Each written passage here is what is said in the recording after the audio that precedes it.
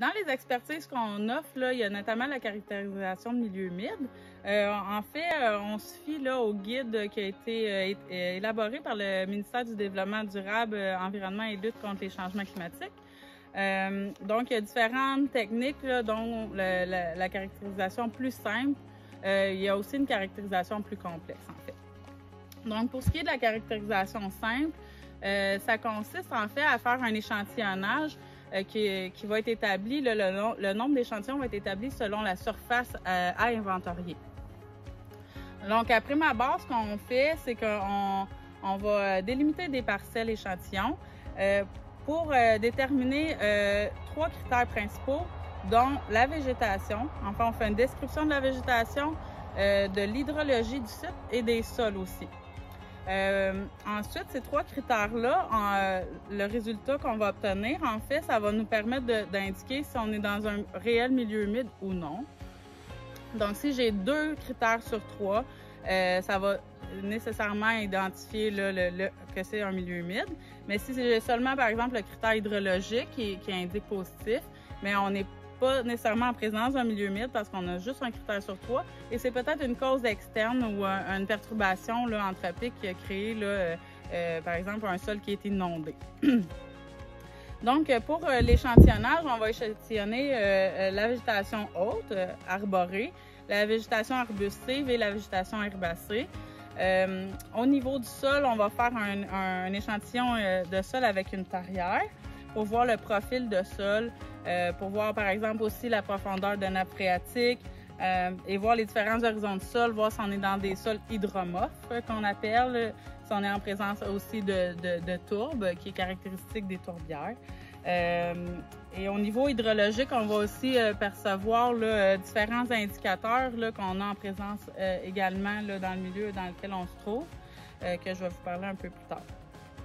Donc, la végétation, si elle est de dominance de milieu humide ou qu'on a un sol hydromorphe ou une hydrologie typique des milieux humides, bien, ça va vraiment nous aider là, à conclure là, sur le statut du site qu'on caractérise en ce moment. Donc, ici, dans le milieu humide dans lequel on se trouve, on est en bordure d'un ruisseau. Donc, on est probablement dans une zone là, de la ligne des Hautes-Eaux ici. Ce qui caractérise le milieu humide, il y a par exemple la présence de végétation de milieu humide. Donc, on a par exemple les frênes noires qui en font partie. Il y a les frênes noires qui en font partie qui sont des espèces facultatives de milieu humide. On va avoir par exemple la présence de cèdres aussi qui sont des espèces facultatives de milieu humide et qui sont dominantes dans la végétation ici. On a aussi par exemple un sujet d'érable à sucre. Comme il n'est pas dominant, là, on ne va pas le considérer là, dans l'évaluation. Ensuite, on a vraiment beaucoup là, de végétation herbacée typique des milieux humides, notamment plusieurs fougères. Il y a une grande diversité de fougères. Il y en a des fougères de milieux secs. Il faut vraiment faire une identification fine des espèces pour être en mesure là, de déterminer si c'est des espèces de milieux humides ou non. Donc ça, c'est pour ce qui est de la végétation. Pour ce qui est des indices hydrologiques, on perçoit par exemple ici des arbres dont le système racinaire est exposé parce que dans la présence d'eau à chaque année, par exemple au printemps, va délaver en fait le système racinaire. On a aussi la ligne de mousse parfois là, qui va être très très visible, qui nous permet de voir la hauteur de l'eau au printemps. On a aussi la litière, là, des zones de creux dans le sol qui accumulent l'eau. Donc, aucune végétation pousse et c'est une litière qui est noirâtre, qu'on appelle, parce que l'eau est plus en surface à ces niveaux-là. On peut, au niveau du sol, voir la hauteur de la nappe phréatique. Donc, avec la tarière, quand on creuse, là, on est en mesure de voir la nappe phréatique là, à faible profondeur. Puis de voir qu'on a un sol très foncé là, qui se décompose très peu, qui est un sol plus organique, là, en fait.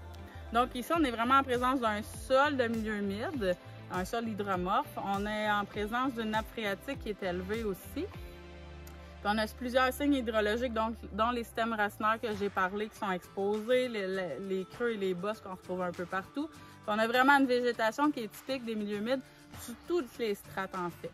Donc ici, il n'y a pas beaucoup de questions à se poser. En fait, on est dans un cas typique, mais on a souvent des endroits où est-ce qu'on est dans des situations limites. Puis c'est là que l'expertise est la plus importante parce qu'on va avoir et de la végétation de milieu sec et de la végétation de milieu humide en même temps dans un même milieu.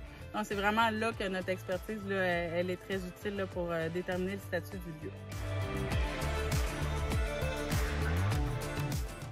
Dans les expertises qu'on offre, il y a notamment la caractérisation de milieu humide. Donc, ça consiste là, à déterminer si un milieu est humide. La procédure, en fait, cette expertise-là consiste, qui va expliquer tout ça.